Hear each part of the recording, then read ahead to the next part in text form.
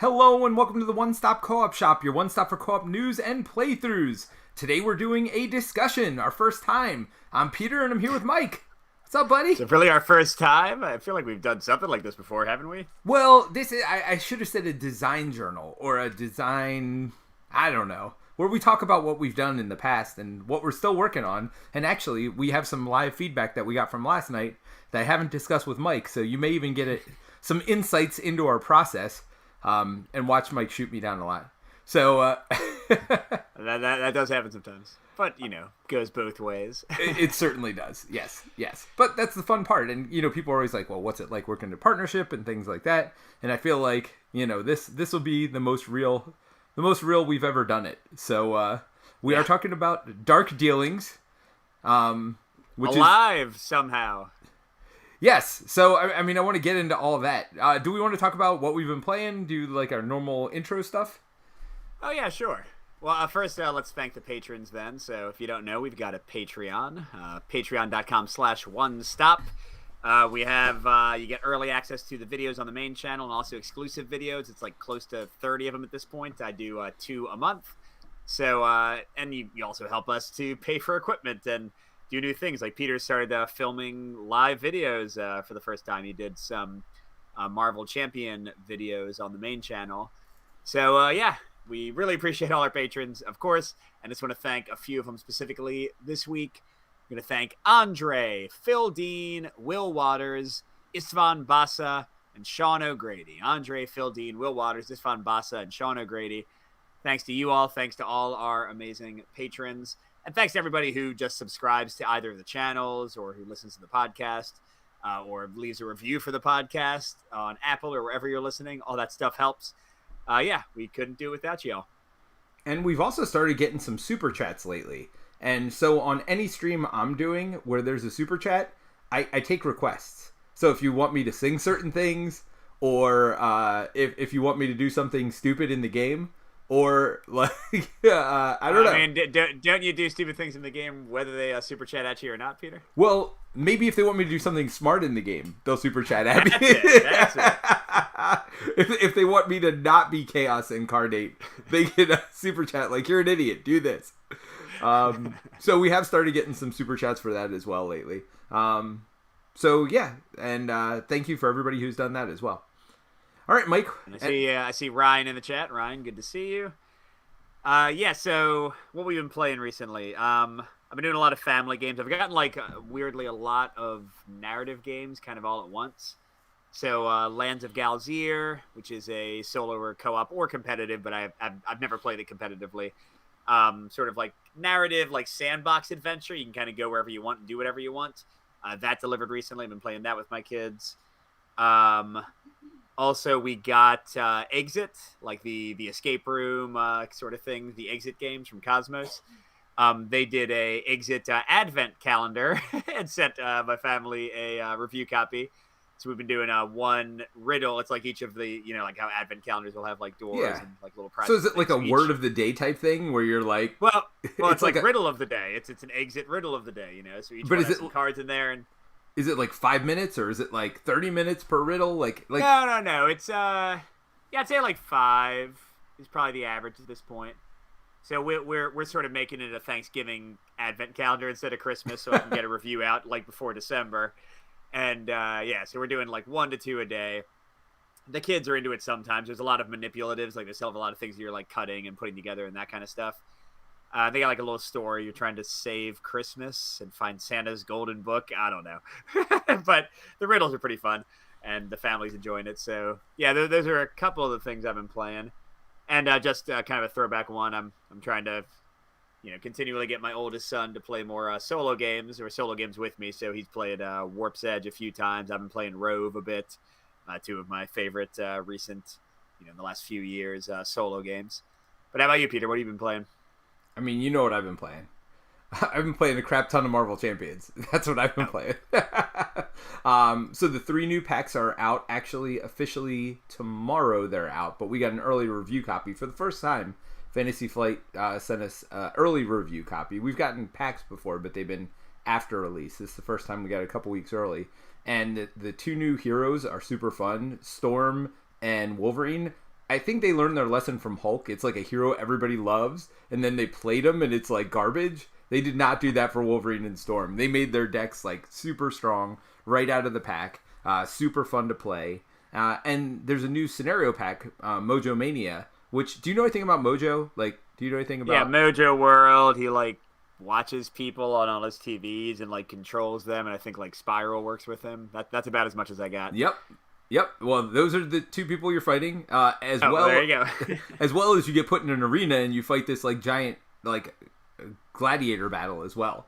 But the interesting thing is, Marvel Champions has always done modular packs, but each modular pack in this set is a different like genre of TV show. So they've like that's fun. So they've like horror, sci-fi, comedy, or sitcoms. I forget what they all are, but they all do something very specific within that pack that like has a little to do with the theme of it. But and they do a lot of punny stuff as well. So this is definitely a more lighthearted one, but it's also the first scenario pack that's not like this full-blown giant box that has heroes in it and everything else. So they have a bunch of modulars, and they have 3 scenarios that are linked together in a short campaign. Which is kind of fun. More than Wrecking Crew. Yes. But still less than like Red Skull and Guardians and all that stuff, like all the campaigns. Correct. And they're fun and shorter scenarios from what I've found also so far. For better or for worse, people like Jerry, I know, think the game goes too long. So for people like that, I think that'll be a good, second or third purchase after the core box. I think it adds a lot. So... by the way, let's pause for a second. I have the stream up at the same time as we're recording, except for those who are watching instead of listening. That's a lot of facial hair, Peter. What's going on, man? Yeah, so this started, I was on vacation 3 weekends ago, I guess, at this point. We're not quite to this weekend, so a little... and so I just didn't even bring a razor with me when we went. We did the kids were off school Friday and Monday, so we... went up Thursday, like right after school. Flew up, went to the amusement parks. We went to Universal Friday, Saturday, Sunday, Monday. Flew back Monday night, got in at midnight. Went to work the next day. Then I worked with my boss the following 2 days. So I was like exhausted. And Tuesday was rough too because we had dog training right after work and then right into Halloween, like pre-Halloween festivities. So bottom line is, I didn't shave while I was away. And Linda's like, oh, why don't you just do like no shave November? I'm like, all right, fine. So I've kind of been growing it for almost 3 weeks now. So yes, I am facial hairy. You were facial hairy. Yes. And the Hendersons. By the way, speaking of Fantasy Flight sending us review copies, I didn't tell you, but I made a faux pas. So people might have seen that I did a play of the first scenario of the newest Arkham campaign, which is the Scarlet Keys, which is great so far. Like, really enjoying it. You might like this one, Peter. It's kind of more like Eldritch Horror. You're like gallivanting around the world, and you actually have like a map, and you choose where you go.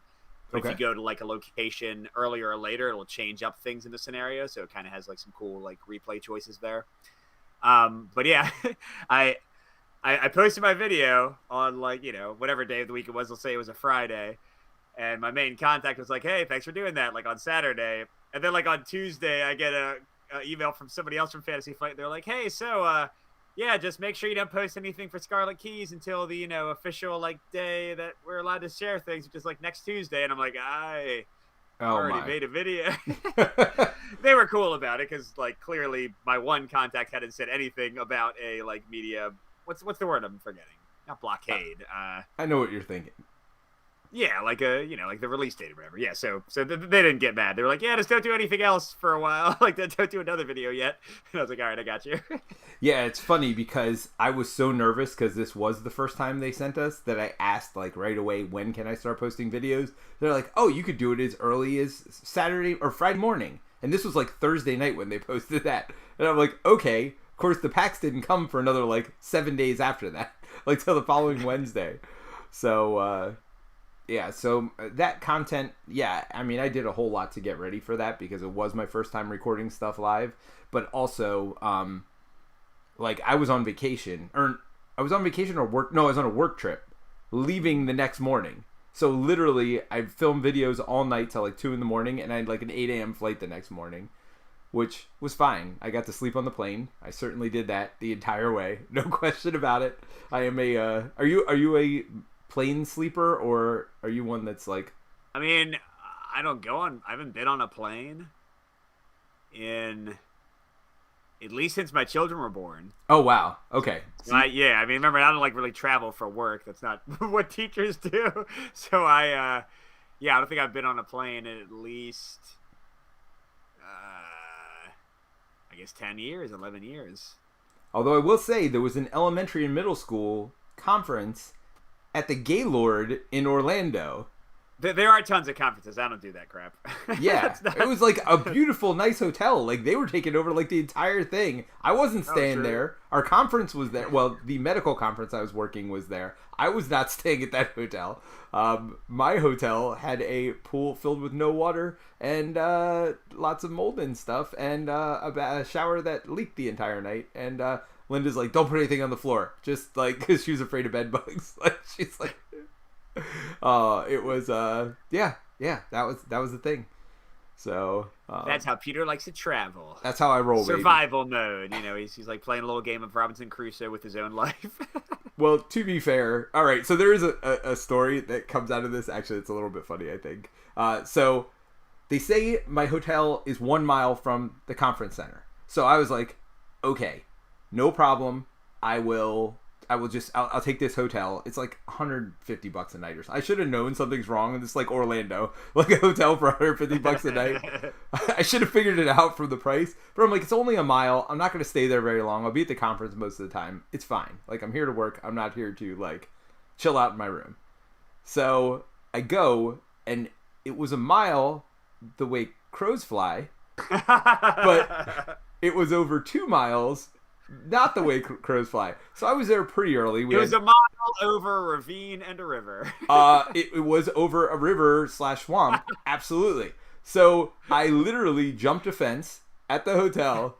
Like, I jumped this fence because I'm like, I could see the convention center. So I'm like, all right. So I jumped this fence. Like, and then I'm like, oh, this is not an area I want to be because there's alligators in Florida. I didn't see any alligators there, but all I saw was this like swampland not far from where I was, and I'm like, I probably don't want to wade through that to try to. First of all, I'd be all wet by the time I get there. So it turns out you should have called Paul Hogan, man. He would have taken care of you. Yeah. So yeah, right. Crocodile Dundee. I almost thought you were talking about Paul Grogan. I'm like, what's he gonna do? Write some rules about it? I mean, either way, you know, he can British at the alligators until they leave him alone. By the way, Ryan pointed out the word you were looking for was embargo. Yes, review embargo. Thank you. Yes. So I ended up walking. There was 2 miles. I ended up walking back 2 miles, and then that night, because it's hot in Florida, and I was pretty sweaty by the time that was done. So I decided to Uber there to like work the conference for the evening, and then I ended up walking back every night. So that first day, I did like 22 miles or something ridiculous between walking through the airport and walking back and forth to this convention center. It was a lot. I could have walked like an actual like decent distance to get somewhere, not just back and forth to my crappy hotel. Wow. Oh no, it was 23,000 steps. That's what it was. It was like 13 or 14 miles. It wasn't 23 miles. That's right. 23 miles sounded like a lot. That's like it is a lot. A marathon, right? Yeah, I mean it was still legitimately 13 or 14 miles. So it was a lot. Hey, Ryan just said that they live near Orlando. You should have gotten the carpool going. Yeah, I've actually been there twice because my conference was there and we went to visit Universal. So I've been there twice, and I think we're going back in February because that's usually where our, like, actual company conference is, not just one I'm working. So I'll probably be back there again. My second home. That's awesome, man. Well, glad you're safe. Glad no alligators, 8 pieces of you that are important to you. Yes, that's very good. Yeah, after I jumped the fence and saw the swamp, I'm like, yeah, I should go a different way. So I just found the street way.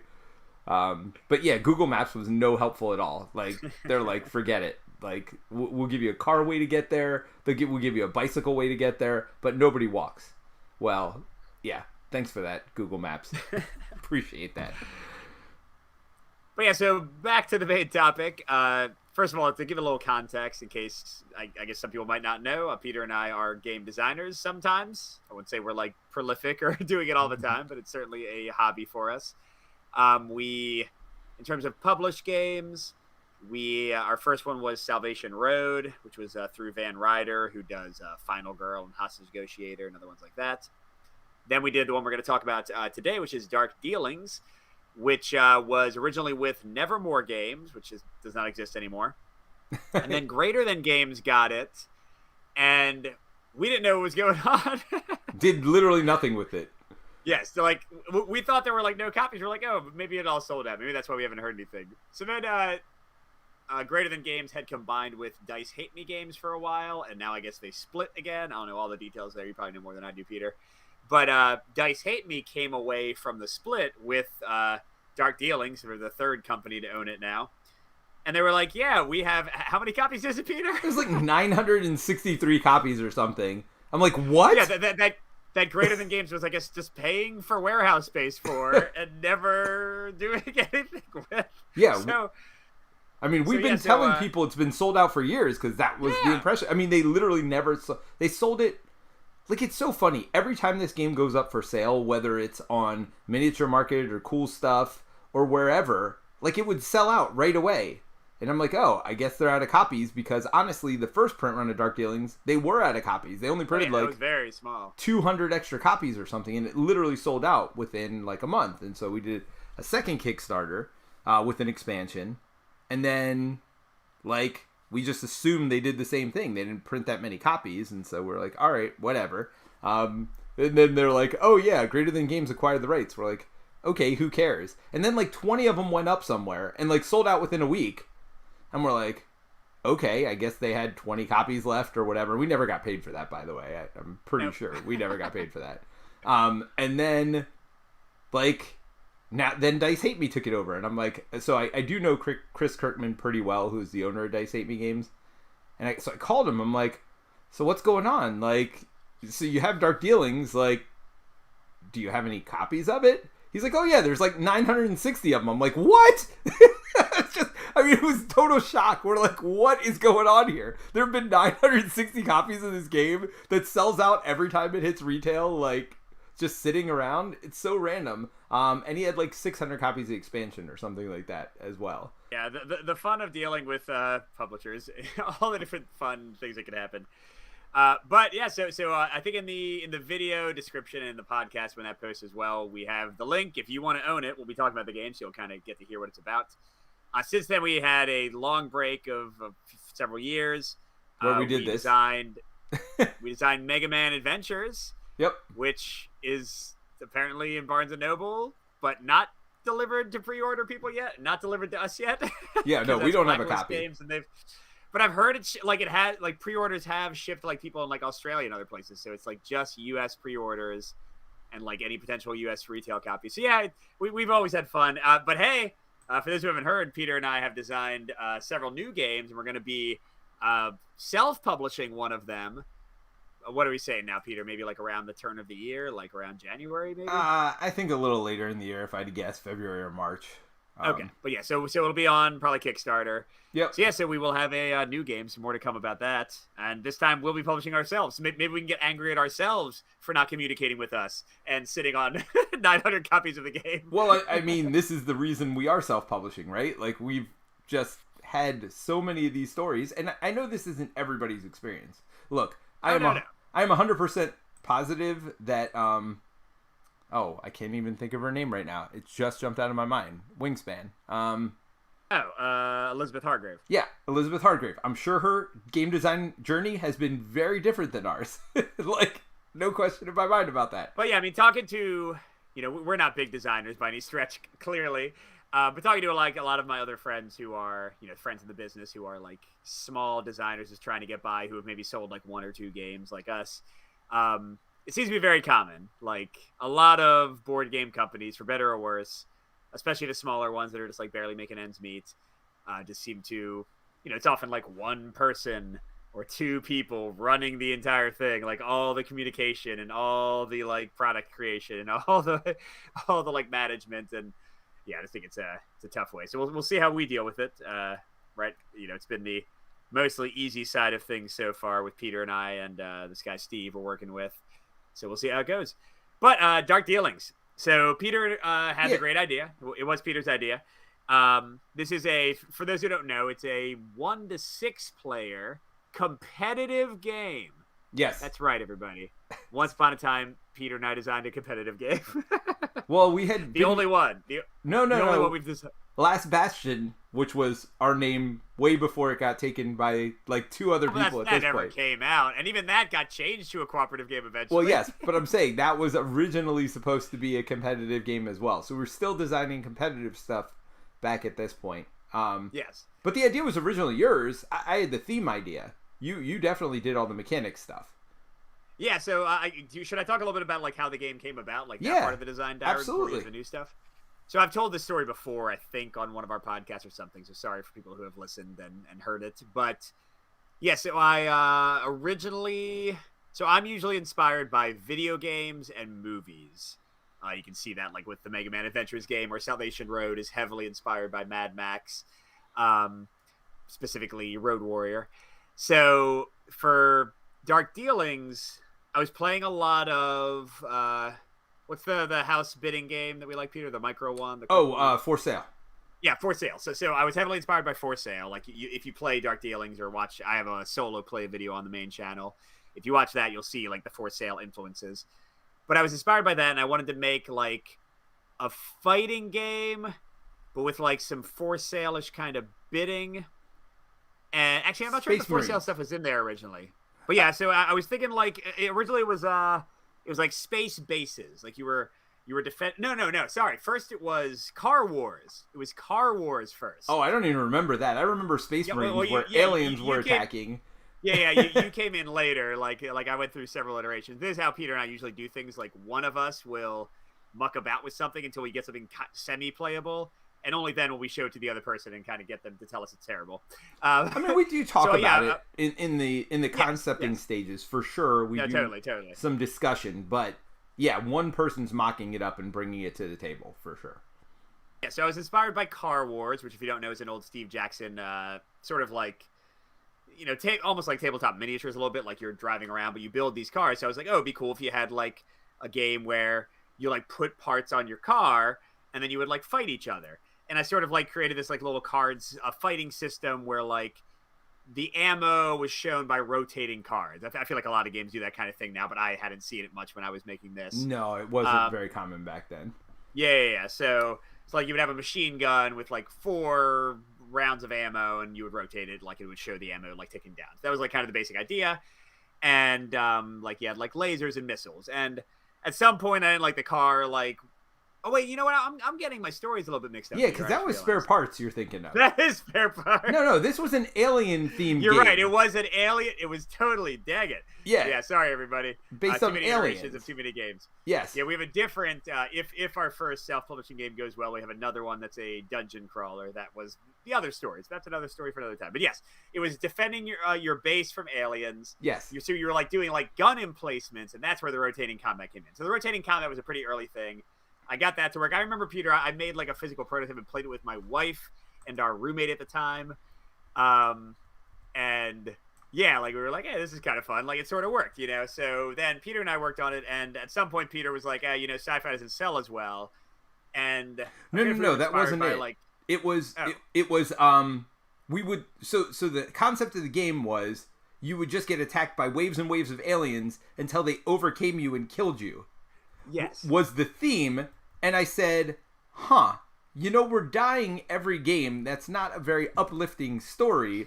Why don't we be the bad guys and the heroes win every game? So if you're on the YouTube stream channel, you see what one of our defensive cards looks like, where you rotate it to different sides, and they have numbers on each side. And if you're not on the stream channel, I'm sure you could look up a picture of Dark Dealings anywhere on the internets, and that will be quite obvious what we're talking about with the rotating cards. But that's where the theme came about. Was I was like, why don't we be evil and be attacked by heroes?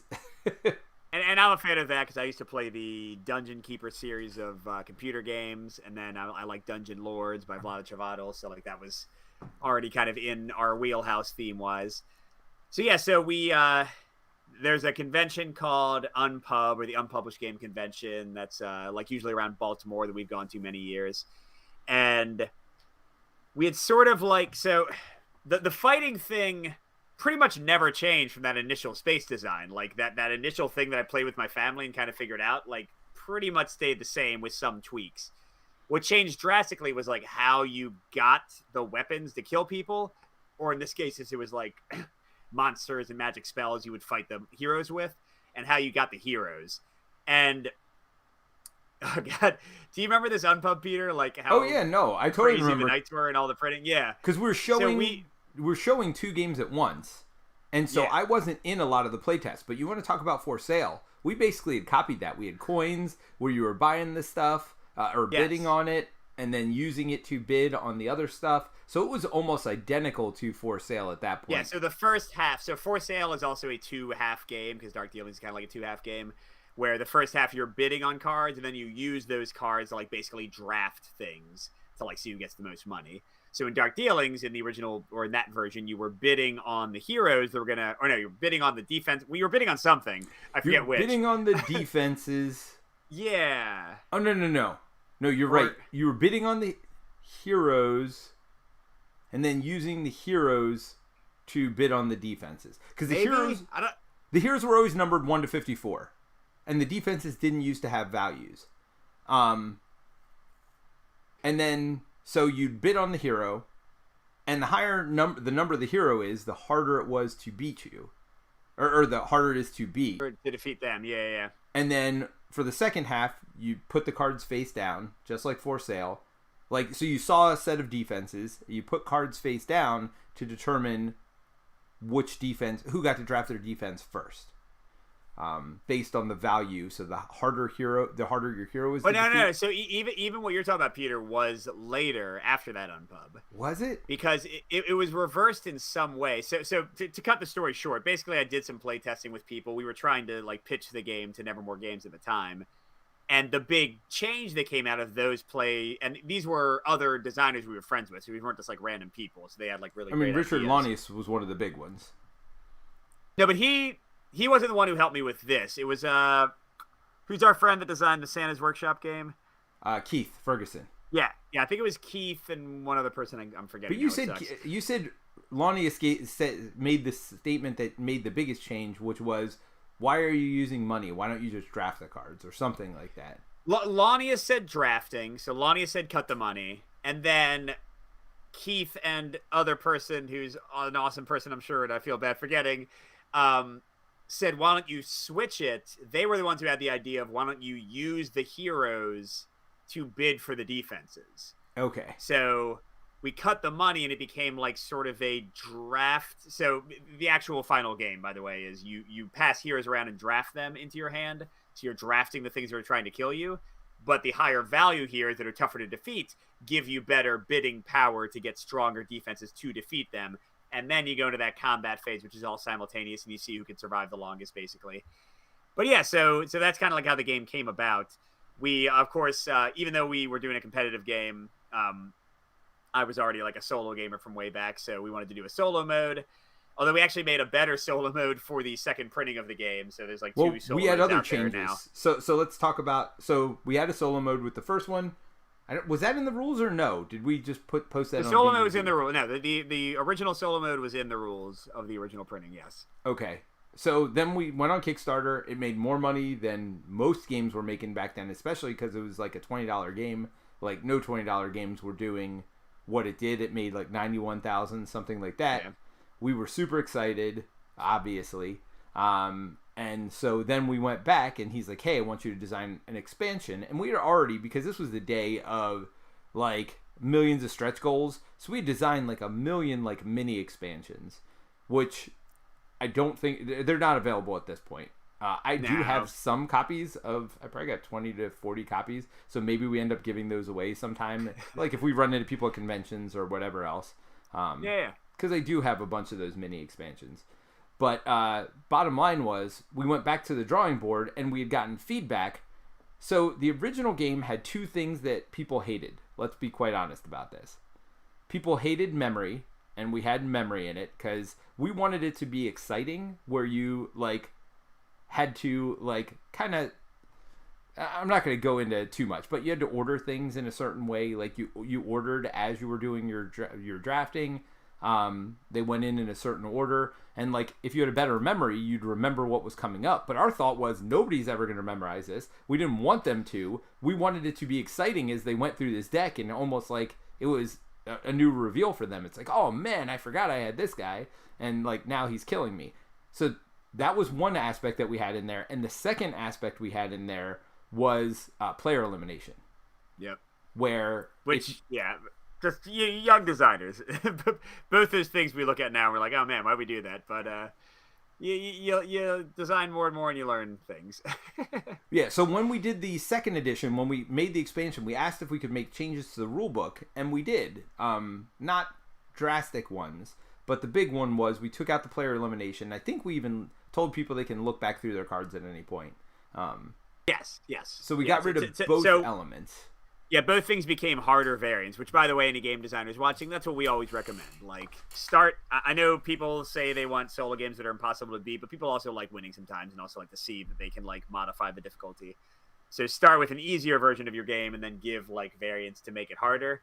It's just, we've done a whole podcast on this before, but it's a major, like, optics shift. If you say, like, hey, here's the basic game, and now you can add on baby mode because you're a big baby, the people are never going to use those variants, right, and they're going to feel like bad if they do. But if you're like, here's normal difficulty, or here's introductory difficulty, which is a great way to do it because that way they know what they're in for. And when you're ready, add on these other things. That's a much, like, more palatable thing, I think, for, like, hardcore gamers. But, yeah, so we added a bunch of stuff on. But, okay, so long story short, suddenly we, just in the last, like, month or two, we find out that there's, almost 1,000 copies of a game that we thought was completely sold out. So Peter had the great idea. I had made a really kludgy, just thrown together co-op variant on BGG. It's still there if you want to go look at it. So I was like, I wonder if you can make this game a cooperative game. And it's not great. It's nothing special. I spent like maybe a day making it. But Peter was like, hey, why don't we make a new co-op variant to post around, maybe like make a video of or something at some point, just to like kind of celebrate the game being available again and like let people find out about it again. So that's what we're going to kind of talk through for the remainder of the podcast, just like kind of the little design process we've been through. So this is different than designing a game from scratch. This is the process of taking an existing design, and I wouldn't even call it an expansion because this is not going to require anything new to play the game. No, like just the base game. Yeah. So where'd we start, Peter? We had my original idea. So again, to describe the game, how it usually goes in basic terms. Phase 1, you draft heroes. You're passing heroes around. These are the people that can kill you. They got higher values, means they're tougher, but they're also more valuable for the next phase where you get defenses. So you're drafting heroes. Kind of like Seven Wonder style. You get a card hand of 7, yep. You keep 1, you pass 6 to the left, you keep one of those 6, you then pass 5, and so on. Yeah, so you're seeing 7. like all the heroes that are available pretty quickly and getting a sense for like what type are out there. And the heroes, by the way, have different defense values. They have different special powers, and they're vulnerable to 1, 2, or 3 of these different attack types. So, like, some heroes can only be killed by a trap, and some, can be killed by any of the defenses. Hello, Mike James. Thanks for being here. And then the second phase, you use the heroes, so you lay out defenses, and you each secretly bid a hero. You don't know what it is. You flip them all up. Highest value gets to pick the defense first. So you're getting like the defenses. So you're building a little collection of defenses to fight the heroes you have drafted. So defenses in the 3 types and wilds. And then finally you go into the combat where you're attacking with these defenses. You're rotating them to show how many times you can use them. Some are single use, some are like 3 or 4 use. They get trashed once they run out of uses. And whoever can defeat the most heroes wins. It's kind of like the core competitive. Now that I think back, the big thing that we changed from For Sale is we drafted 2 things at a time. So actually, you started with a hand of like 7, but you'd keep 2. Oh, that's right. Yeah, we just wanted to speed it up. Like, it was really as simple as that. And then for the second round, it was the same thing. So if I played the 54 and 53 heroes, which are the highest 2 values, I would draft first and second. That's right. It could be any order. I could draft first and last. I could draft the 2 middle. Depending on how many players, like you literally, it's like, okay, who has the highest number on the table? all right, you pick one of the defenses that's available. So yeah, we changed it up a little bit in that way. Yeah, it let you play the spread a little bit more. Like if you had like really great defenses, you might play like 2 really strong heroes. And also the order you're playing the heroes is the order you have to fight them, which added just like one more wrinkle if you wanted to in your strategy for the game. So for the co-op, first of all, Peter, I know you were really committed to the like idea of cooperating with each other. Like, so what kind of cooperative ideas did we have, like, as we thought about how to do a co-op mode for this game? So we were trying to think of games that did co-op, like drafting, deck building pretty well. I mean, nobody really does like a draft, and it didn't make sense here either to do a draft the way we had described before, because you're all on the same team. So you're trying to win together. So we're trying to think of other card games that had really neat ways of drafting or doing things. And one that kept coming up was Battle for Greyport. Yeah, which is one of our favorite like battle games. Just had a newer crowdfunding campaign. It's from the people who do Red Dragon Inn, but this is a cooperative like town defense game.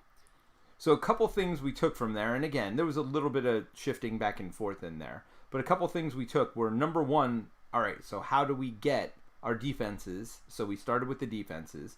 It's like, oh, well, let's go to a certain point value, because that's kind of what Greyport does in reverse, where they get a certain number of point values of enemies, and if they go over, then they just get the overage.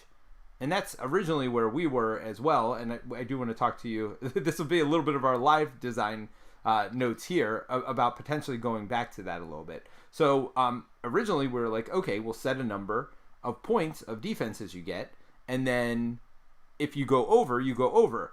And the thought process, the logic behind it is, when you go over in something like Greyport, it's like, oh man, I just got bad luck. Now I have to face extra enemies, and you feel bad about it. But if you get the extra stuff, if you go over on a positive way, where your defenses, you get more defenses than you're supposed to, then the thought process is, oh, this is a good thing. And so people will be happier with their luck. Rather than being unsatisfied, they'll be even more satisfied. So if it's going to be swingy, let's make it swingy toward helping players. And there's this psychology behind it. And I mean, Jerry talks about this all the time with Arkham Horror LCG, which you talked about earlier.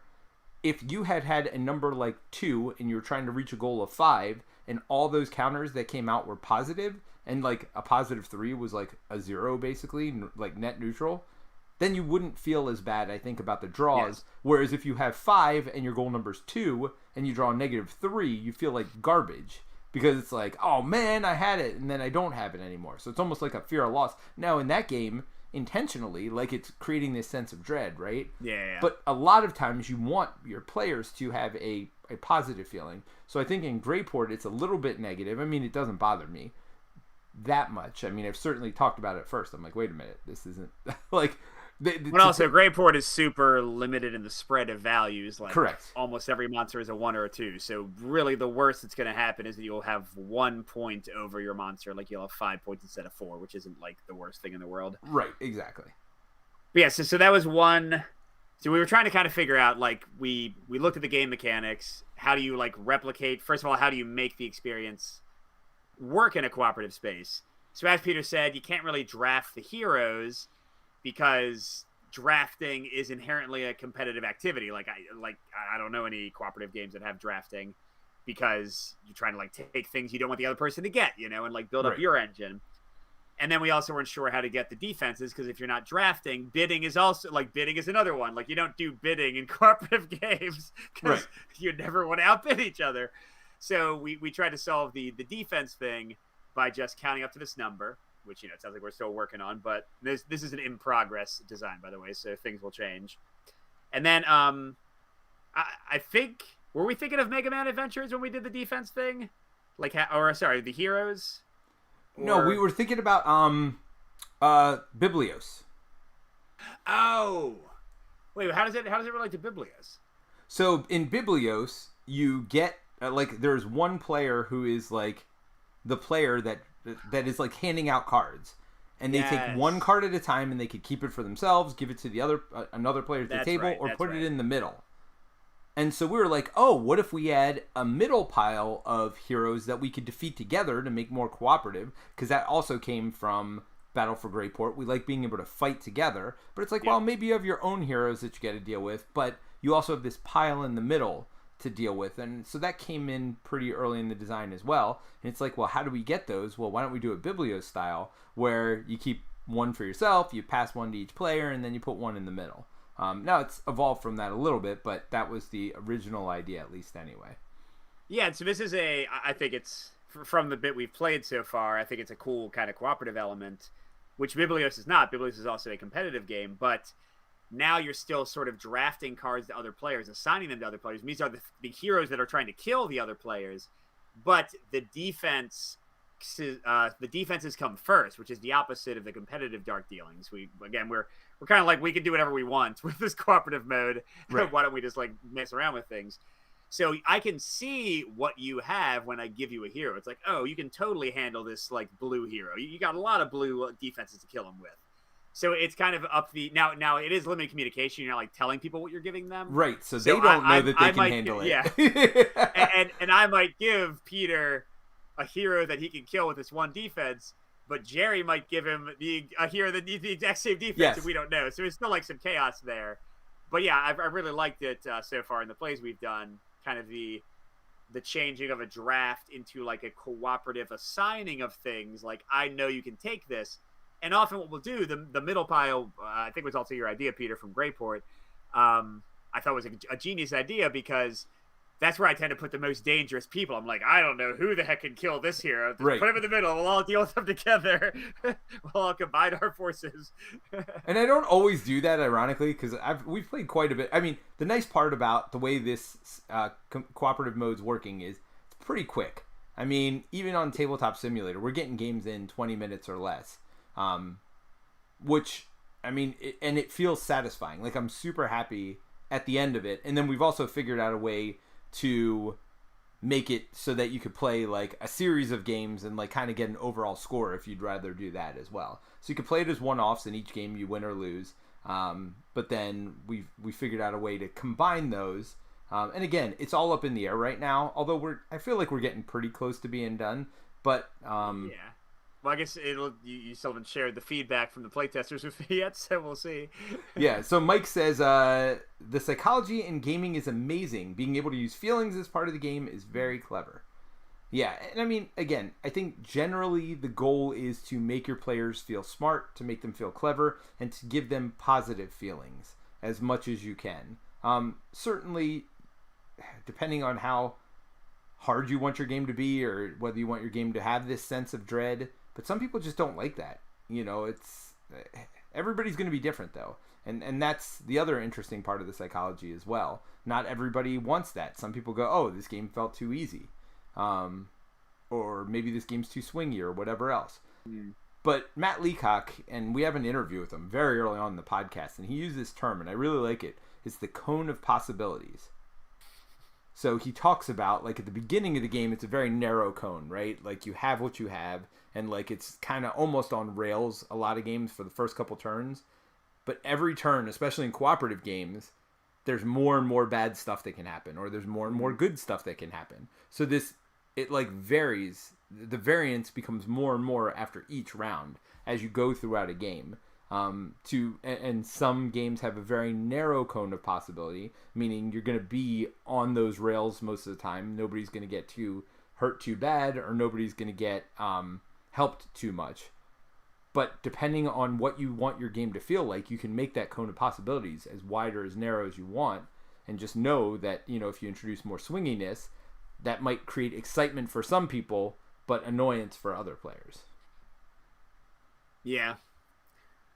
So we sort of, and these things are, I think, things that aren't going to change as much. We sort of figured out a way so we didn't talk much about the central pile. We wanted players to fight with each other. And again, Greyport has this really great kind of simultaneous, everyone can play a card to fight monsters together mechanic. So like Peter said, you have this central pile. So you're fighting heroes in front of you, central pile. And we played around with different formats of this. What we ended up liking the best was a back and forth.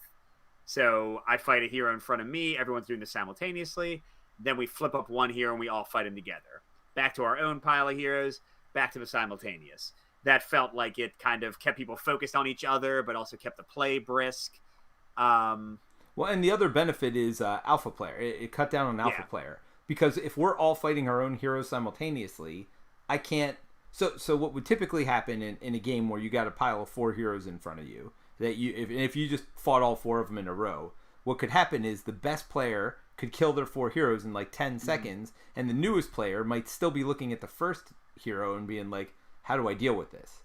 Yeah, so that's less alpha player. That's more like experience and pacing. Right. But for the alpha player side of things, if when we played around with every player fighting all their personal heroes first and all that's left is a central pile, you get to a solvable puzzle. Well, not quite solvable because there's still some like hidden heroes. You're not sure what order they're going to come out in.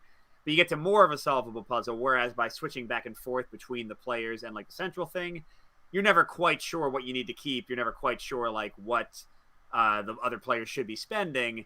It's tough to one of the banes of alpha players when your group has that syndrome is more hidden information, right, and more randomization. And it's not, there's not a correct move because I don't know what's coming next. Like that's how you stop most alpha players. And I'm not saying, by the way, we've talked about this in other podcasts. I don't personally worry much about alpha player because it's not a big part of my game groups. I think that is a very game group specific thing. Right. But whenever you can, as a cooperative player, whenever you can, or cooperative designer, I should say, whenever you can easily get rid of it with just a slight tweak, I'd say why not, right? You're just making a better experience for a larger group of gaming-like personalities and all that. Yeah. All right, so before we get into the feedback section, is there anything else you wanted to cover about where we're at right now? And maybe we'll talk about, and just so you guys get a live look in at how we deal with feedback. Watch me rage and tear out my hair. And we're not going to do it for very long, because Mike and I could talk for hours about one piece of feedback and like go on for a long time. We're not going to do that tonight. We'll just give you a quick, 10 to 15 minute look in on, just how we deal with it, how we go about it, how we go back and forth. But did you have anything else you want to talk about, like where we've come so far? So the last mechanic I think is kind of, and this is again, I think, I forget whose idea it was. It's not really worth worrying about. Something I think is really cool and kind of shows like design in action was the idea of lives. So first of all, we have 3 defenses in the core game of Dark Dealings that after we designed the game, we were like, we don't like these very much. They're the weakest one. They're literally... I thought about why, though. And this goes back to what we talked about earlier. The game used to be last person standing. Yes. And so they were actually good back then. Because what they do is they take a hero and they put it on the bottom of your pile and then you have to draw a new one. So you don't have to deal with that hero right now.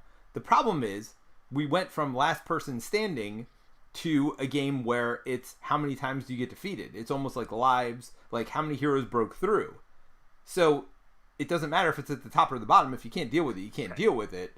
So it became a lot worse. And in fact, we talked to Brian from Nevermore at the time that we made that change, and we're like, can we change these cards? The art's good. Can we change the text on the cards? And because it was so quickly after the first release, he let us change the rules, but wouldn't let us change that card. Yeah. Which, I understand. I'm not saying it's even the wrong choice. I get why he wanted to keep things consistent in like a very quick turnaround, like second edition of the game. It was a second printing, not a second edition in a way. Right. You know what I mean? Right. But yeah, so anyway, so we had these defenses that, at least in the current version of the game, are kind of crud. And then we had the problem, this is similar to the competitive problem that we identified in the original version of the game that we fixed with the expansion, where it's not fun to be out of the game early. It's not fun to be eliminated. Like, games still do player elimination, but it is so much less than it used to be. Like, all of you who are as old as Peter and I are older, you know how many games back in the day would just be like, yep, you're dead. Watch your friends play for 2 hours. Yeah. Well, in games like Civ and stuff like that, they're like 7 to 10 hour games, or Monopoly even.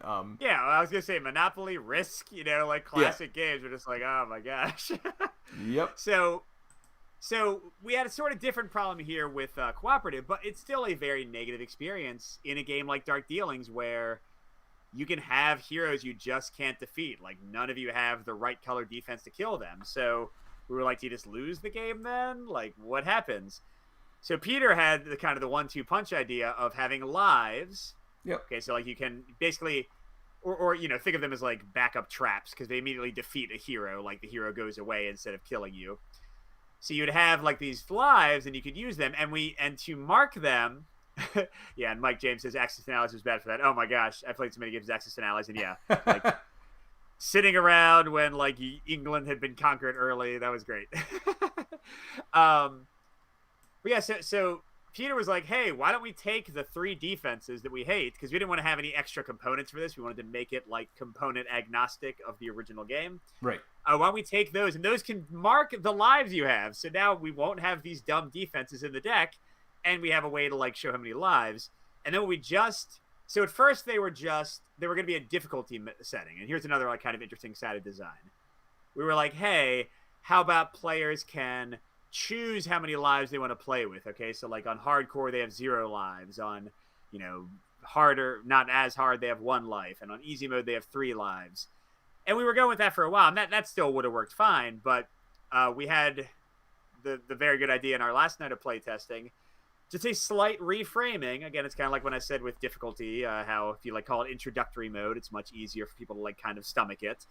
A slight reframing. We were like, hey, how about you try not to use your lives because that's your score. You know how a lot of games will have like a 3-star performance or a 2-star performance or a 1-star performance. So the cleaner you get through the battle, the cleaner the players cooperatively defeat the heroes without needing to dig into their lives to survive, the higher their score. Like each life that's left is kind of like a star on that like gold, silver, bronze performance. Which again, I think is just, you know, I think it was your idea, Peter. I think it's really clever. Like it's the same kind of thing, but now you don't feel bad. Pretty much like I can play with my kids and we'd probably still survive. We just wouldn't have any lives left, and it would be like a quote unquote bad score, but they'd have a good time. Yep. Whereas like a hardcore player could be like, screw it. The second we get a life gone, we're restarting. Like we're not going to lose any lives. You know, like they could do that if they wanted to. Yeah, and part of this came from actually, what was that Polyomino game that was based on the tower defense game?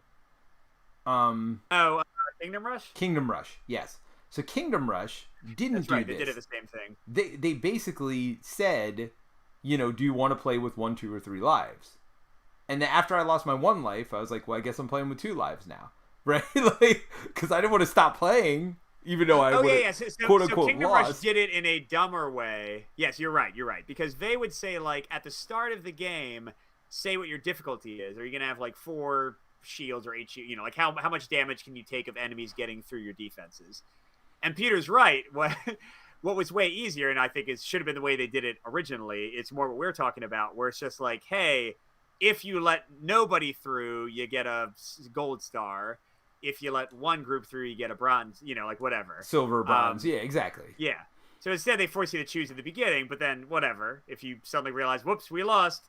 No, we did it. We're playing on an easier difficulty now. Right. The game would allow you to do that, but it was just, again, like the framing of it and how they kind of presented it. Well, and yes, I mean, that was lesson learned. And again, this is what design's all about. And I think that's why this design journal is fun. Look, we're not saying that we have the right answers here. We're saying these are our observations from what we've seen and liked and didn't like in games. And this is how we are reframing it and trying to change it to make it better. And that's what design is. It's iteration on other designs. As you've seen, all these design ideas, I mean, except for the combat, which was pretty unique. You know, and which is kind of... Yeah, and that's like literally still the only thing we haven't touched, even in this mode. It's basically the same thing. Yeah, so beside the combat, like literally everything else has been iteration on somebody else's ideas. And it's like, I really like this idea here, but what if we did this to make it a little bit better? Yeah, so and this is a reason that one of the biggest piece of advice I would give to any designer or aspiring designer, and it's similar to what people say to like people who want to work in movies, people who want to write books, you know, like immerse yourself in the hobby and what other people are doing as much as possible. Not to be derivative. I would hope that none of our designs are considered derivative. Like you can see influences there. Like clearly Dark Dealings had some influence from For Sale for some of the mechanics. Mega Man Adventures. We were, vaguely inspired by Marvel United. It's not really. Although the same thing, it looks nothing like Marvel United. No, no. Well, as far as weight goes, it looks more like the other Teenage Mutant Ninja Turtles. Yeah, the TMNT adventure game from, what was it? The one it doesn't have a game division anymore. IDW. IDW. Yeah, IDW. So if you play a lot of games, you'll just get immersed in like a lot of the cool mechanics, and they keep on coming up with things. So I think Peter and I become better designers since we've been doing the YouTube channel and the podcast and all of that, just because, in the reviewing, we're playing way more games than we ever have before. We're being exposed to more mechanics. That's one reason that I am a weirdo and like to read rule books. I just like to kind of be like, oh, that's a cool way of doing things. That's a fun, that seems kind of weird. I don't know if I agree with that. But anyway, that's why we started the podcast, honestly, in the first place, was because we're like, you know what? If we're going to be designing games and we're going to focus on co-op games, let's really do it and get in and play all the co-op games there are to play. Mm-hmm. And we'll talk about it anyway, so may as well record our talking about it. I mean, the design process got formalized pretty quickly with our top 5 lists and stuff like that.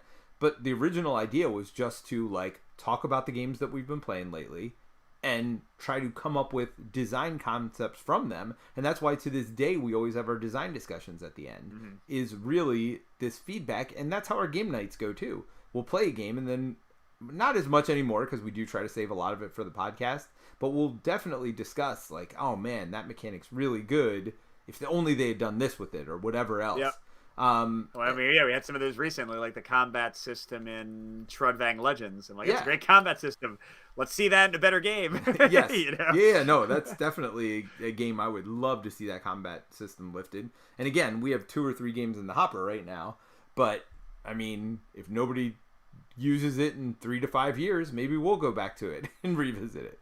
Because I do think that was fun. We both love bag builders. We've talked about making bag builders before, and I just love how they combine that with random cards and stuff. But anyway, we digressed a little bit. Did you want to do a feedback session here? I don't know. I feel like the discussion's let me been hear pretty it. good. Let me hear it a little bit. It's been an hour, so we'll keep it quick. But yeah, so Peter played.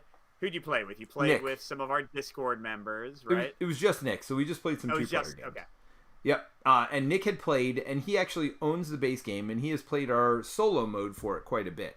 Yeah. So he was experienced at it. So again, it's a little hard to get too much feedback on difficulty and stuff when you're only playing with people who are very experienced. Certainly that's why these are early play tests. You play with people who know the game and go, oh, I like this better about this, or I like this worse. So honestly, early playtests I do like to keep a little bit more internal, just you and me, or you, me, and somebody who knows our games pretty well, or it's more of a controlled environment.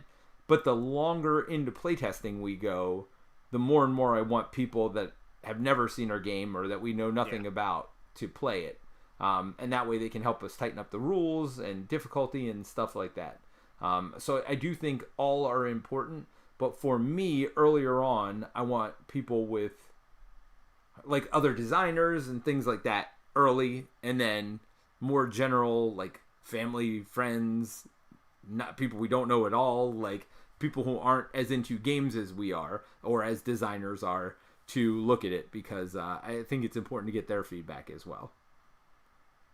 Before Peter tells me what Nick had to say, it's good for us to remind everybody about some good rules of taking feedback. Know what you want from the feedback.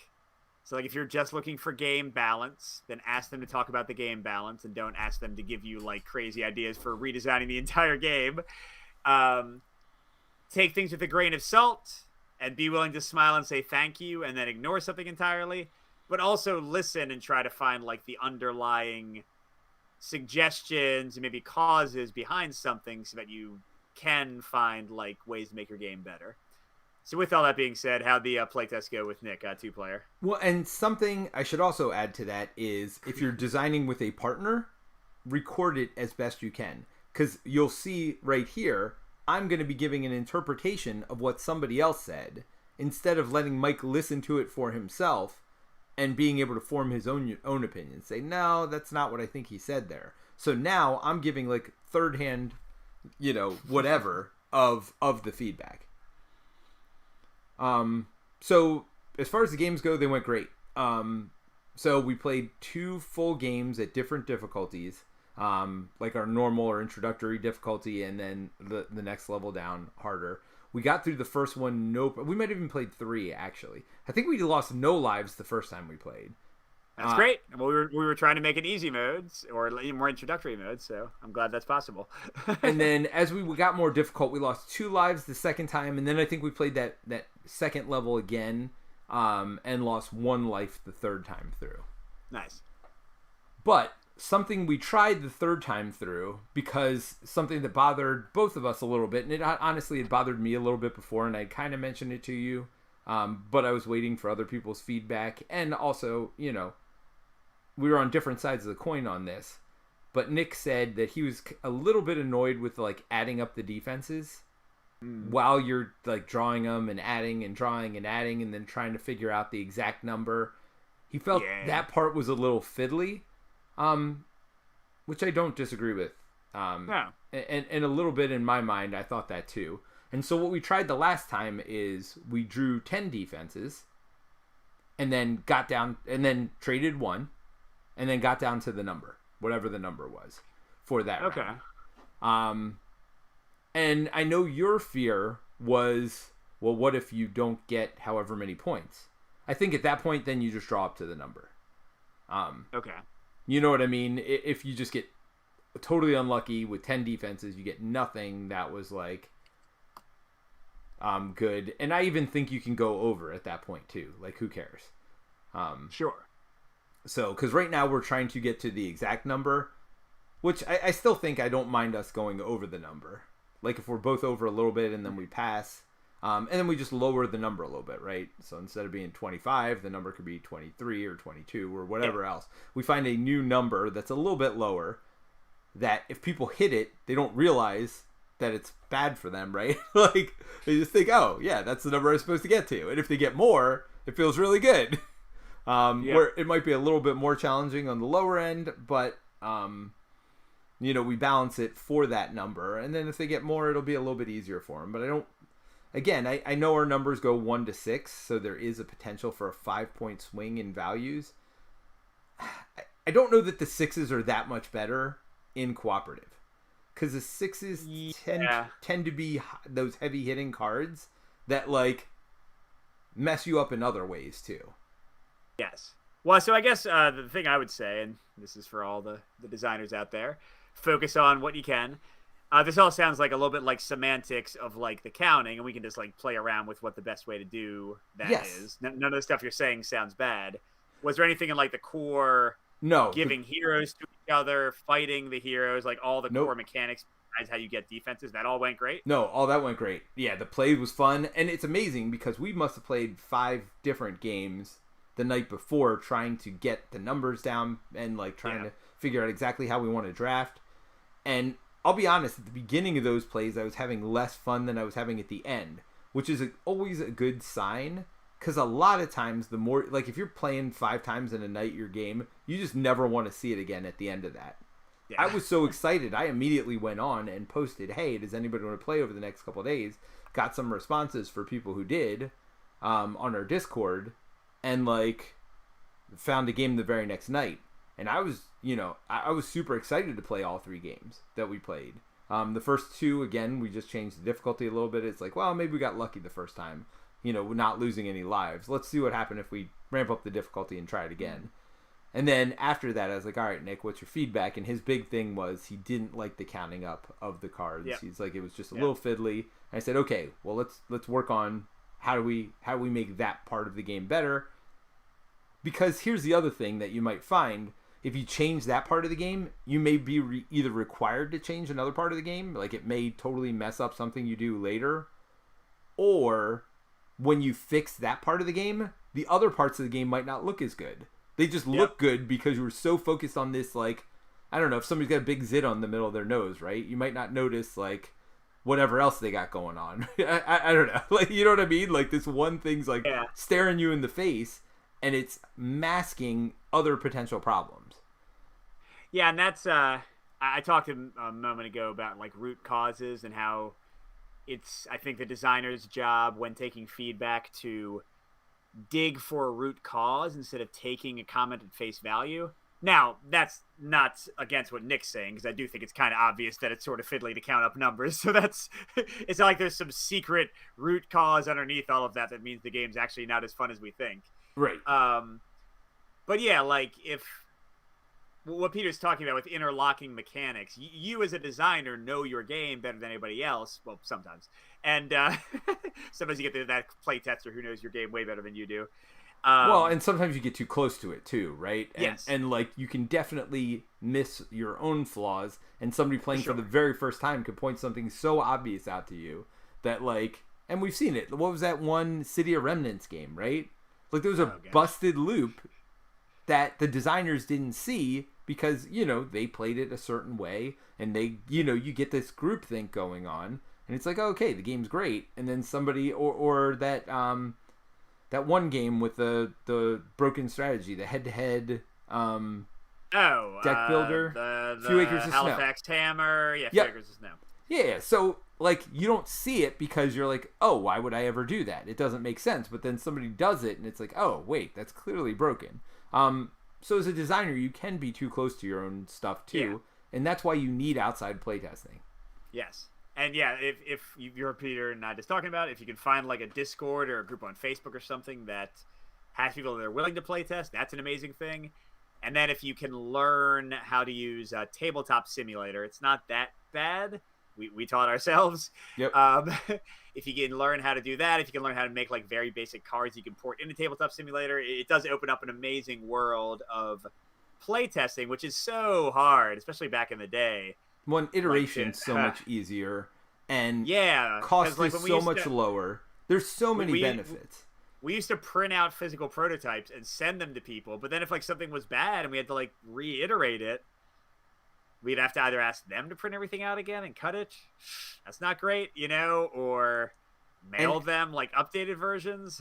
It's a nightmare. And asking 150 look, if it's a game like Dark Dealings, which is literally 4 card decks, okay, fine. That's like, I don't know how many pieces of paper, 12 sheets of paper. Like anybody can do that. That's not a hard ask for people to do, to print these 12 sheets of paper and cut them and whatever.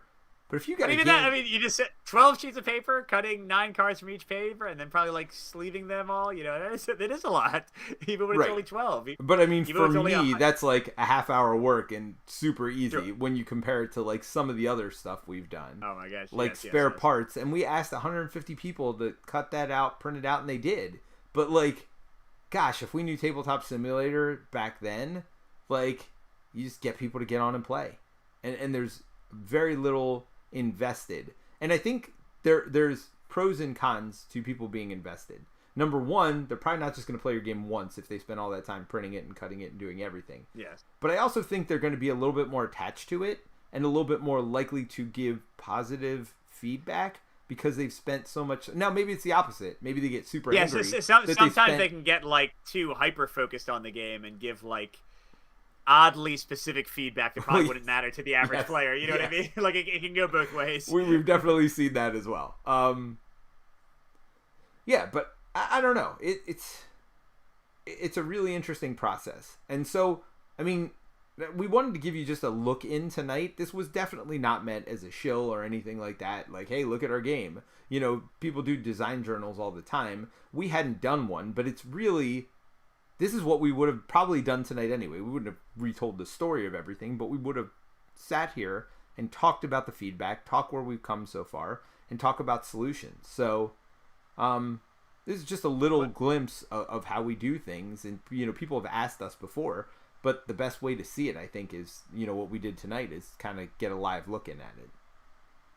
Yeah, and what's kind of weird, Peter, is that this process is a bit more similar to what I do with, like, the solo variants I make. Usually, like, just talking to you about them or not talking to you at all about them, right. You know, like, for other people's games. Because, like, we already have a game, and we're just, like, iterating on ways to change it and modify it to be something a little bit different. But the thing is, that's design in general. Once you get over that initial hump of, like, having a game that is a skeleton of what you might want it to be. You know, like you do have that kind of creation of something from nothing in the initial stages. But eventually you get to where it's just iterating, where it's like, let's try this mechanic instead. It didn't work. All right, let's try this, or, okay, these things are unbalanced. Let's get rid of those. Let's mess around with like cards. So there's these like stages you progress through. And at some point it's kind of indistinguishable whether you're making a solo variant for somebody else's game or making a new cooperative variant for your own game like we're doing, or making an expansion for a game that's already designed. Or even just sanding away the rough edges. Exactly. Or just doing the development of your own game. That's like the first time you're doing anything with it. All those things tend to have sort of indistinguishable features from one another once you're deep enough into the design, and once it's past that like barely recognizable as a game stage, which is the ugliest part, and I still find the hardest part. Like, we've got several designs, like infant designs in our folders, like with ideas and things, but we haven't made something that can be put on a table yet, or even put on a tabletop simulator mod yet. I think I think the two hardest things are the first initial getting something together to put it on paper. But honestly, this is the hardest part for me too. Like the end stage where like you just first gotta play it 10% and the last 10%. Yeah. The worst parts of design are getting something to the point where you can actually like play it and put it in front of somebody. And then the very last part of the design, when you are iterating on cards and trying to make sure your rules don't have any errors, and trying to make sure that each version of the cards is in the right way, and trying to make sure that all your text matches up, and rereading like narrative passages and looking for grammatical errors, like and you rename something, so now you got to check everything, not just the rule book, but every single card that's out there. It's not events anymore, it's instances, and now you got this file, wait, this isn't even the right file anymore, we never looked at this file. We never looked at this file after 2 months of iterating. We looked at every other file, but this one somehow we missed 10 times. Like, why is this scenario still like in the old formatting? We changed every other scenario, but these are very close, because all these things are happening with the game we're self-publishing right now. yes, all of it has literally just happened. And Mike's a non-capitalizer and I'm a capitalizer, so we have different formatting. So I'll like capitalize when it's like event card, it'll be both words will be capitalized. Whereas Mike, then we'll have like 3 files that Peter did and 3 files that I did, and they won't have it all the same. Yes. So that's some of the cons, I guess, of working with a partner that's as dumb as me and hasn't figured out not to capitalize things at this point yet. But anytime you introduce other people, like when you have a graphic designer in the mix, if you have a publisher in the mix, if you have a co-designer in the mix, like you're at some point, unless you are literally doing everything yourself, and a few people do that and make great games doing it, and power to them. But at some point, you're going to have other people's hands in the pots, and you got to just find ways to check each other and verify each other and have checklists and check yourself. Check yourself before you wreck yourself. That's right. Or your game. Exactly. All right. That was fun. Yeah. I did not know. Honestly, we had no form. I know you guys can't tell, but we come in with like no formatting. Everybody's like, oh, let's talk about our show notes. And they're like reading through. We don't do show notes. Like we just kind of go with where we feel, and I feel like this went way better than I thought it was going to go. I had no idea, honestly, at the beginning. See, and it went way worse than I thought it was going to go. So there you go. Different opinions. Right. Glass half full, Peter's a butthead. As my son says, every glass is all the way full, because there's something in there. There's air, like in the other half of the glass. So it's all the way full. Fair enough. My daughter's an all the way empty. I'm like, how's it all the way empty if there's something in it? She's like, it's just always empty. I'm like, okay. Your daughter is a burgeoning like existentialist, like nothing or a nihilist. Nothing matters. We're all just moving dust through in the wind. Yeah, exactly. All we are is dust in the wind. I know. Ending on Kansas, always a Kansas. I think it's Kansas. You're probably right. Verify in the chat. Did Kansas sing "Dust in the Wind"? Discuss. All right, Mike. Well, thank you so much. This was fun. Which is funny because this is what we always do. But it was fun reliving the story of Dark Dealings, because it's been a while since we've talked about it. And I mean, apparently, because I got it confused with another one of our games. Yes. Oh my God. I'm like, what are you talking about? When you were going to the Car Wars, I was like, I'm pretty sure he's talking about spare parts, but I'm just gonna let you go. And like, And I'm glad you got there. I wasn't going to contradict you. You're like, you weren't part of that. I was like, I'm pretty sure I was. Like, at the beginning, I remember you. It was definitely aliens. You're like, you're going to put up turrets, and you're going to have your own gun, and your people can move around and do all these things. It was definitely going to be more spatial at first, and then we definitely abstracted it down a little bit. But, yeah, it was going to be more lane defense, tower defense, originally. Yeah. Hey, nothing lame about this. All right, so Ryan confirmed it's Kansas. Michael Newsom wants a full Kansas sing-along stream. What's another Kansas song? Did they do More Than a Feeling? More than a feeling. More than a feeling. I am believing. I don't know what else. They did like that song Long Time. That's all I got. For a similar band, I'm more of a Bread fan myself. Do you know Bread, Peter? I do not know Bread. Bread did I Want to Make It With You. You know that song? No, I do not. How's that go? I want to make it with you. I really feel that we could make it, girl. Oh, yeah. I do know that song. Yeah, they had some good ones. They another good, my dad used to always play this one. Oh, crap. Ryan said that's Boston. That is Boston. He's right. More Boston Than a Feeling? Yes. More Than a Feeling. That is definitely Boston. Yes. Yeah. What the hell did Kansas do? I mean, they were in the 80s. Well, they were a little before the 80s, but, everything was a one-hit wonder in the 80s, so, I mean... They weren't a one-hit wonder. Hold on. I know. I had an album. Oh, God, they did... Dude. They did Carry On, My Wayward Son. Carry on, my wayward son. There'll be peace when you are gone. All right, our timing's way off. Head to rest. Don't you cry no more. Yeah. Oh God, we're not even like in time with each other. This is great. Oh no. And I can't even it used to be that I could fix the timing. I can't fix the timing anymore because this is like live recordings. So sorry, Michael. Everyone blame Michael Newsom for or thank him depending on what your opinion of what just happened is. This would always also be in the after credits, and I'm just too lazy anymore. So this is just going right in here in the main show. Forget it. Shove it in, baby. Shove it in. No shoving. Just don't delete it out. Don't move it. It's there. It's there. All right. Well, thank you. Hi, everybody. Thanks for tuning in. Bye. Hey, Mike. Yep. Can't touch this. No. Can't touch this. Too legit. Yes. Too legit to quit. Hey. Dude, I distinctly remember. I think this is a real thing.